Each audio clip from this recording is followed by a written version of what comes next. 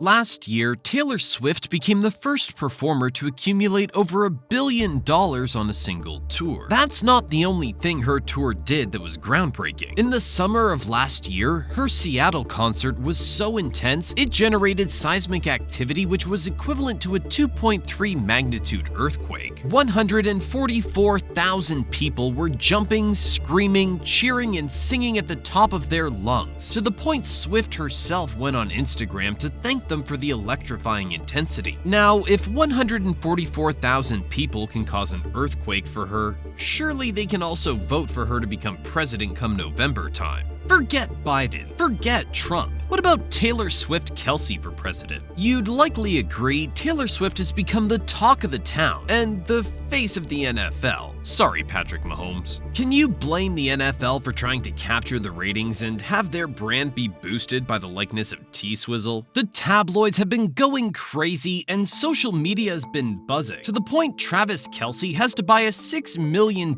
mansion for privacy. It looks like that big Pfizer paycheck cleared and Kelce's moving that money into real estate. There's no question that Taylor Swift is the most famous person in the world right now. And even Trump is scratching his head at how she became the #1 name Googled in 2023. Taylor's voice and popularity have led the Redfield and Wilton Strategies firm to conduct a survey that found 18% of voters are more likely to vote for the candidate endorsed by Swift. That's a lot of power for someone who sings songs about toxic relationships and bad breakups. She's had her hand on pop culture, sports, and economics. So why not take a stab at politics? There's a possibility that she not only endorses the winning candidate, but there's still a chance that she herself is that candidate. It's no question Taylor Swift conquers pretty much everything she sets her mind to. She's the biggest star in music. And with her concert film Taylor Swift: The Eras Tour dominating the box office,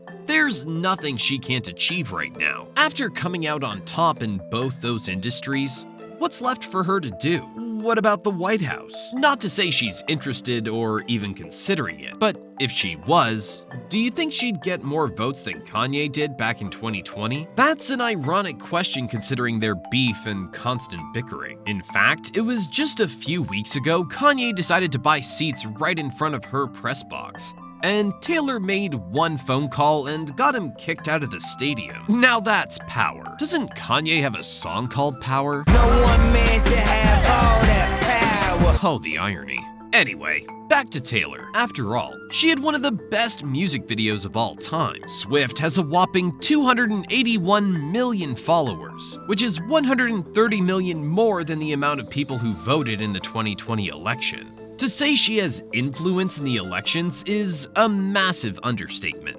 She was on stage in front of 4.3 million people in 2023 alone, and she's on the big screen, and was all over the Super Bowl screen as 121 million people watched the big game. If Swift did run for executive chief, she would make a splash in the polls, and would surely get some fans to vote for her. But it's extremely unlikely she'd get the nod from the Democratic Party, and even more unlikely she'd get the nod from the Republican Party. And let's be real, independents don't win elections. But what if Taylor Swift ran and won? We'd see her doing her best to make America great again in her own way. She'd make the flag bedazzled in gems and glitter. She'd remix the national anthem. And she'd have awkward conversations with Putin trying to create world peace. She'd likely still do more in 1 week than Kamala Harris has done in 3 years. Instead of traditional speeches, Taylor Swift would communicate with the American people through catchy song lyrics. Instead of the traditional State of the Union address, Taylor Swift would release an annual music video detailing the state of the country. After a few months into her presidency, she and Travis would have no choice but to get married, and he'd be the first gentleman. Is that what you call a female president's husband? She has the power to mobilize young voters, and she has the catalog of music to keep people bumping her music on the way to the polls. She could easily rally up the youth and get them to show up on election day. Particularly those in the age group of 18 to 29 have historically had lower voter turnout compared to older age groups. But if Taylor's making Instagram posts and decides to campaign, those numbers may quickly reverse. Fans would see her as a fresh and inspiring candidate who somehow represents them, their values, and their concerns for the country. There would of course be some skepticism from critics in the older generation, who have the right to criticize considering Swift has limited political qualifications and experience in politics. Her celebrity status won't quite line up with the leadership required to lead a country. But then again, after the last few years we just experienced, maybe we could use America's golden girl to take the mantle and